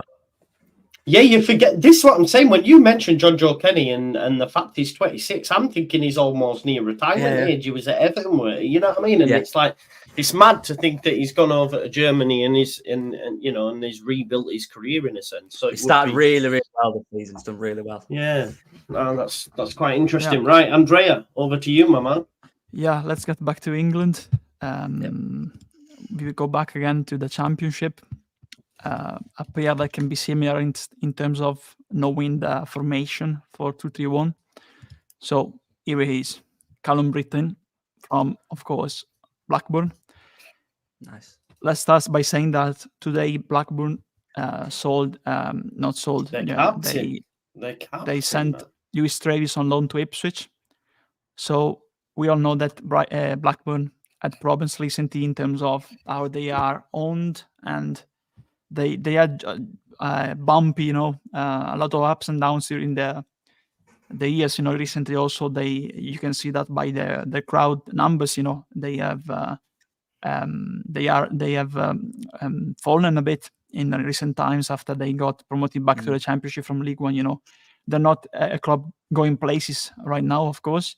In the recent 3 seasons, maybe when they had Brereton Diaz and Duck, for example, they had a good squad, and I think they still pick good players. Also, they have a good manager with Thomasson. I think Brittain, in terms of how he plays, don't look at the fact that Blackburn have ups and downs. I think he can be useful, especially if you keep Gray at right back. He can be a player useful in that position too, especially if Ayling goes to Borough. Because if you look at the way he plays, it's very similar to what Duke Ayling used to be when he arrived at Leeds. It's very similar to that for me. And also, if you look at his body type too, he's also a player that knows how to defend, knows how to help the centre backs, especially in possession during the build-up. And like I said, it's very used to play in a 4-2-3-1 formation at Blackburn under Thomasson. And for me, especially, it impressed me also when we played against them. Of course, we were good. We were clinical that day because we defended pretty well when they had their moments, their momentum. And when they had their momentum, honestly, Brittain, also when he was advanced, they impressed me how he reads the game. I think he reads the game pretty well. He's very balanced and calm when he has to do the decision-making. But he's, I think, throughout the game, a player you can rely on, honestly. He has experience in the Championship too. Blackburn have challenged for the playoffs recently. They missed out on both seasons with Brereton, Dolan, Duck, the playoffs. But he played in the playoffs at Barnsley when he was there under Ismail, when they had Mowat, for example, Woodrow. So I think he's a reliable player for the Championship, honestly. Also 25 years old, so this is the right age for him to move to a bigger club with bigger ambitions. He's an all-around player, Also by the heat map, I think he can also play on the left sometimes, but let's keep him on the right. Also, he goes inside a lot, as you can see. So you see that Gray does that a lot. When we tend to play higher with the left back, Gray goes forward, but usually stays out of the box. He doesn't get forward overlaps recently. So Brittain does that too, in a lot of occasions. He stays outside of the box and helps during the build-up, especially when you get outside of the box of the opposition and the build-up staggers. You have another player helping in passing with an option, providing an option during that in that final third. So especially as you can see here, the most recent game against Rotherham, best player on the pitch for them. Also, lads, we'll talk in the future about number 10s, but this is the number 10. Yes, we will. This is the number 10. Sam is Modish. So honestly, I like Blackburn. Of course, they're not consistent. They have their ups and downs. But honestly, Brittain, I think, is a pretty reliable player in the Championship. He's a grafter too again. He's he's one of the players I call soldiers. They have the soldier mentality. They always perform regardless of how the team performs. They always give their fair share during the performance. Also passing again, very accurate. Defending, balls recovered per game, almost 5. In terms of dribble, good stats for me in ground duels. So I think he's a pretty reliable player. So if you look at the right backs that are currently in the Championship, of course, right back and left backs, for example, left backs, everyone would like to get, for example, Leif Davis. But realistically, these are the right backs or left backs we might get. And I think looking also at Travis leaving for Ipswich, I think if you get an offer to Blackburn, they let Travis leave on loan. You may try to get a player in Brittain. 25 years old, he's the right age. He's between his maturity and his youth. This is the right age to get a big move to a big club, to an higher club. For me, Callum Brittain. Great stuff. Great stuff. Callum Brittain, the latest then. So we have one more, I believe. Is that right? 2, I think. One more each, yeah? Okay. Yeah. No worries. Over to you, Lockie. Oh, I've got 2, Joe, but I'll be really quick with one of them. Yeah, just bang them both through now, bro. Bang them All both through, and then we'll pass over to André. Right. I'll put them boboth. No, I'll do one up first, and I'll change it. And then one. Yeah, of course. I'll be quick. That's fine. You all know this guy is, I believe. I just a rogue one. I'm interested. Callum Chambers. Yeah, man. So why not? He's a guy that's been around Arsenal in the Premier League for years, and it seems he's never really consistently played. But he's always been around the Premier League. He went on loan. I'll show the stats on here. You all know who he is. You don't need to explain it. Scored against us, didn't he? No, yeah, don't remind me of that. Yeah. Yeah. Don't remember. He scored against us. He scored against us in the Prem. Yeah. It was an unreal goal, actually, if I remember rightly. He scored when Llorente scored. When potentially. I remember him scoring a screamer from outside the box against us. Yeah. That's the thing about Callum Chambers. He's always, when I've seen him, he's always seemed fine, but it's always like he's trying to play at a higher level and he's happy to play 12, 13 games a season as opposed to take that drop. Do you know what I mean? Because like we went on loan to Fulham, back to Arsenal, tried to stay there, didn't work, got on a free to Aston Villa, and he hasn't played a game in the Premier League this season for them, but he's been on the bench every week. And that's, for me, looking at a player who's got quality of what he's been at Arsenal in 2014, and he only left last year. So there's a quality player there, but never quite had that kind of spark to be a consistent player for Arsenal, especially the trajectory they're on. And going to Villa now is probably, again, where they are, probably a step too high. And I think, look, he's not played a single game. I'll show you, Annie. He's not played a single game this season for Villa. So in the Premier League, he's played in the Europa League, but not in the Prem. So it's hard to kind of, this says he's played 14 times. No, that's last season. Yeah. So yeah, he's not played a single game from this season. So it's one of them, and he's a good player. He's a good right back. He's got solid fundamentals, a lot of Premier League experience. And you just think, 28, I'm potentially a loan, a buy, probably not, potentially a loan. I don't know, but it's one of them players who's since 2014 has played in the Premier League consistently. Whether that's every game, no, but he's been there. He's been around them squads.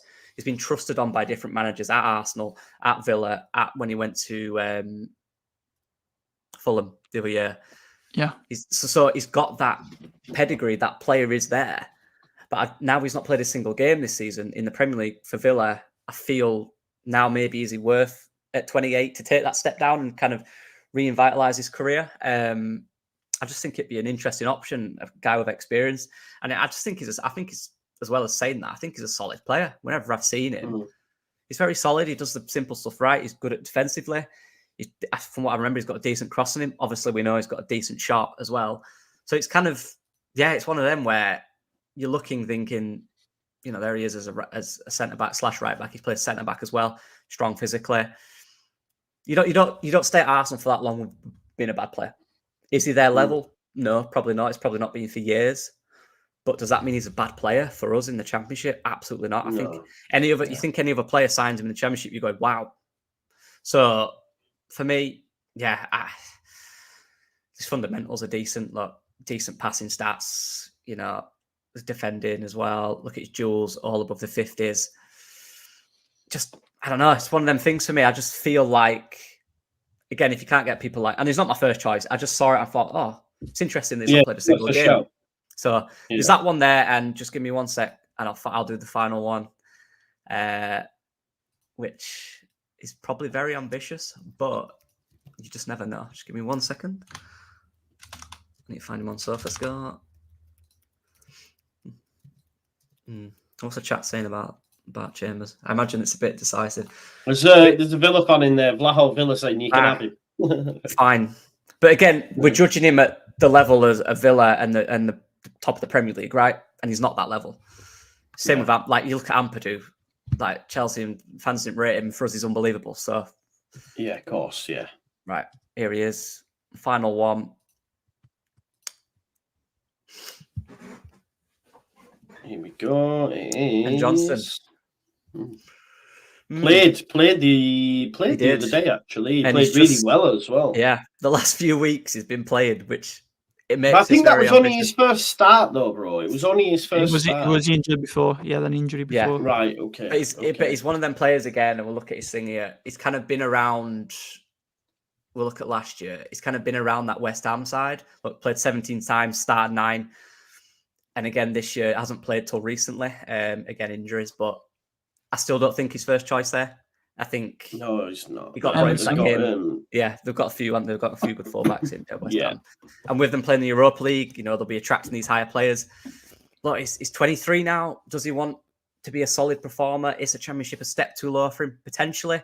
But again, I'm looking at players like Ampadu, and even you look at Kamara and the players we've signed who took that step down, and that could be a catalyst for him to push on as a player. Very solid player. You saw him the other day, Joe. He's a brilliant player. Yeah, against Brighton. Yeah, and I just think, look, he's played twice this year and started one. I know he's been injured, but I don't think he's been injured for that long. I think he's been injured for a little bit, and he's pasty as well, bro. He's got pace, quick, and he can play centre back. He's solid, good on the ball, excellent defensively. Positional play is good.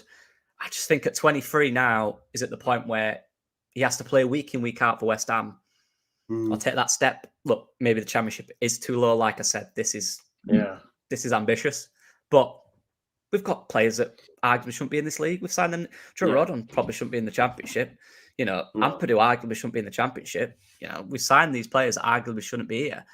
So there's not a lot on him, obviously, because he's not played that much. No, of course, but he's definitely one. Everyone knows who he is. To be honest, out of the right backs, I think, like you mentioned before, though, Lockie, you said left backs were hard to find. The right backs, I could see us signing a host of them on loan, whereas the left backs, I'm a bit like, I don't know.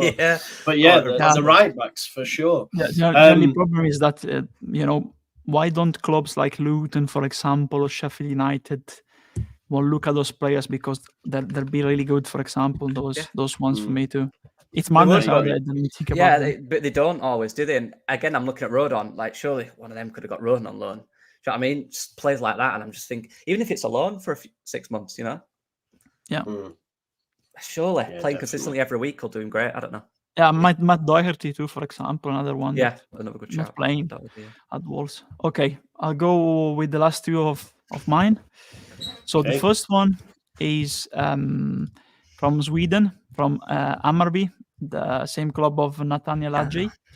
Marcus Carlson, just 19. But like I said, I think the starter will be Alchi Gray at right back. They finished basically 7 in the Allsvenskan, the Swedish league this season. And he's really young. If you look at him, we were linked in the past a lot of times with Borna Sosa. You remember him, I think, from Stuttgart. He's the carbon copy of Borna Sosa. He is like the same player, basically. So he has already been called up by Sweden. Now he's doing currently a training camp with the new caretaker manager. A training camp mixing the young prospects with some veterans. So he's also one to look for the future. If you see his map, also one that plays a lot of balance. You look at the final part of the map, not overlapping. He's a very balanced player. Not your typical overlapping fullback, of course. He's more like a smart, balanced one. Like, for example, Britain. They like to cross more, than overlap. Very good with both feet. And if you look at him, very similar, apart from Borna Sosa from Croatia, very similar to Archie too. If you want to play with a more attacking one and a more balanced one. And for that reason, I think he can play in midfield too. For me, he's very, very young. So very similar to Archie. So if you want an alternative to Archie in that place, in that position, he can be the alternative. And right now, the price is still low, just 19, but I think going forward, considering the season he's had in the Swedish league, as we've seen, the Eredivisie, the Bundesliga, all those kind of clubs always look at the Scandinavian leagues. So he may go in the summer probably, or very soon at least. So the first one is Carson. Again, look at the stats. Very good again. Nice. And of course, in terms of dribbling, here is not much dribbling in terms of I'm dribble past the player, but just like controlling the ball in narrow spaces and passing it toward the midfielder. That's it. Not in terms of a dribbler going past players, So this is the first one, Marcus Carlson from Hammarby, playing alongside Nathaniel Adjei, the other one, the centre-back we were linked to. So this is the first one. The second one, we moved to Switzerland, and it's a late entry, playing in the Champions League 2 this season. Levin Blum, playing for Young Boys, they're currently top of the league. Here we see the stats of the Swiss League. Let's see the Champions League 2. As you see in the Champions League, you play more balanced, but they had a group with RB Leipzig and Man City. The only similar team is Crvena Zvezda, Red Star Belgrade. So you see he played more balanced in the league. But if you look at it, at the way he plays, Bloom is like a more balanced player again. Likes to get forward on his side too. He has a mentality in terms of mental toughness. Very good with his left foot in getting inside. So he's basically an all-round player, like the ones I mentioned before. I focus more on balanced player that can get inside and also the midfield in the right back position. So he's good also in following and staying outside of the box, getting and following the attack. Especially if you attack from the left side, he gets forward from on the right and can also get inside the box.